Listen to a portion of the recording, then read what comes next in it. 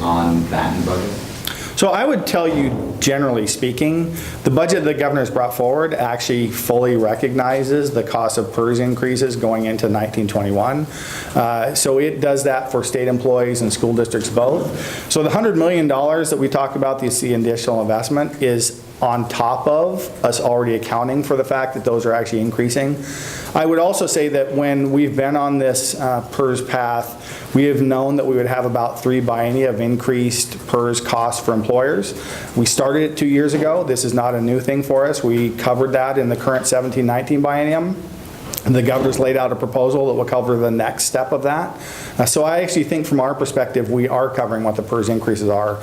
And then on top of it, setting aside an additional $100 million of general fund. I should also mention that in 1921 as well, there's already, based on the work that happened during the 2018 session, we believe another $100 million is going to be in that school district side account.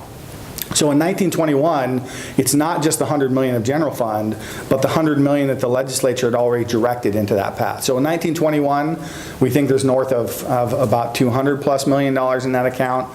And because the legislature set aside that other one-time revenues would go in there as well, increased debt collection, things like that. And I think on some of our corporate changes that we've had, those will also go into there. So it's not like this is a one-shot deal. This is a growing over time as the legislature has set it up. What about the employer incentive fund? So I will let Tina answer the more specific questions on the healthcare plan. Any other big trade-offs you want to know beyond schools? And you mentioned housing, but look, I'm just, things that we flat funded or made.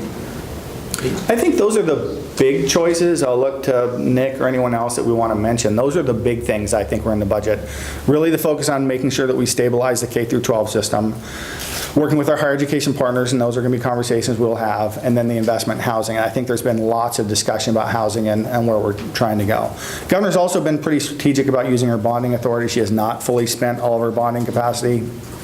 She's used some of that really to shore up the housing system and some of the things that she talked about with rural investments.